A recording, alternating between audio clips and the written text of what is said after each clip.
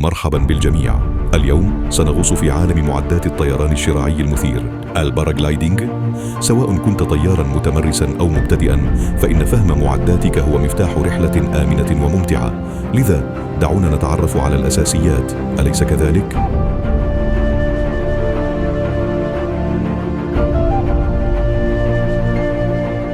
أولا، الجناح إنه قلب إعدادات الطيران الشراعي الخاص بك.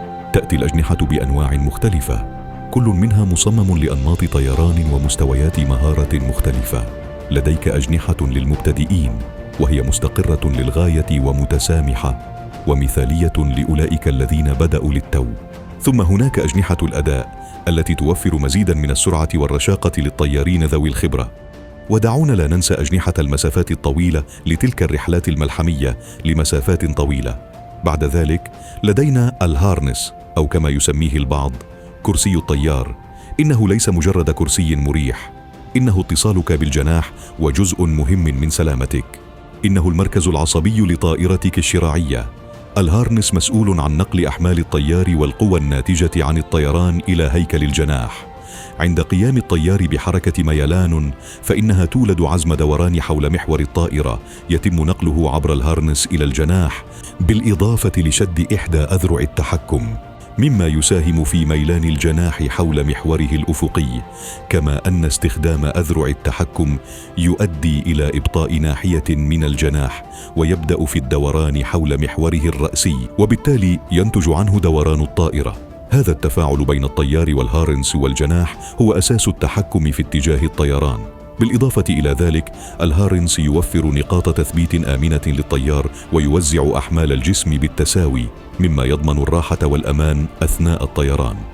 عبر شبكة من الحبال والأشرطة يتصل الهارنس مباشرة بالجناح، مما يجعل الطيار جزءاً لا يتجزأ من نظام التحكم في الطيران. تأتي الهرانس الحديثة مع حماية للظهر، وحتى وسائد هوائية لامتصاص الصدمات. بالإضافة إلى ذلك، لديهم الكثير من مساحة التخزين لمعداتك، وهو أمر مهم دائماً. بالحديث عن السلامة، لا تقلع أبداً بدون مظلة احتياطية. إنها خط دفاعك الأخير إذا حدث خطأ ما.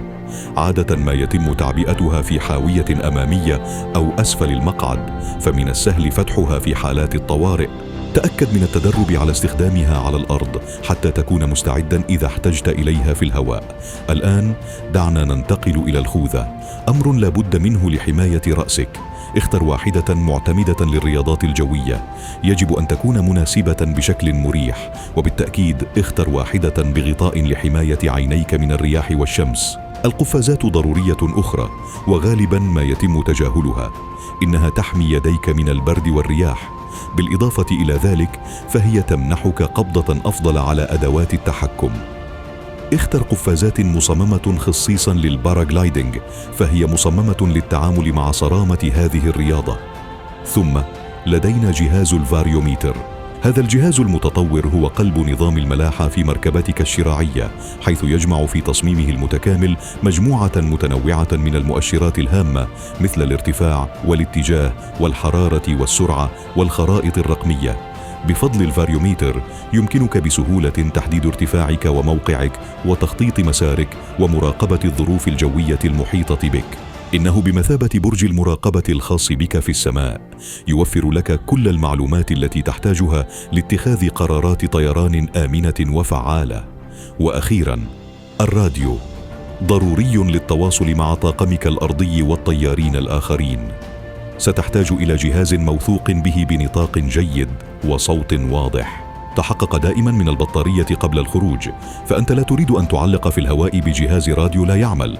إذن ها قد حصلت عليها، المعدات الأساسية للطيران الشراعي. تذكر أن كل قطعة تلعب دورا حيويا في سلامتك وتجربة الطيران الشاملة. خذ الوقت الكافي لاختيار المعدات المناسبة والحفاظ عليها جيدا.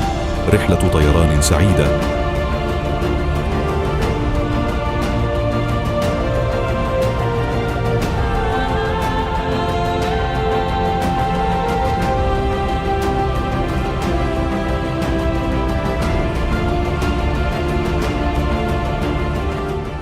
هذا الفيديو برعاية paraglidingegypt.fun.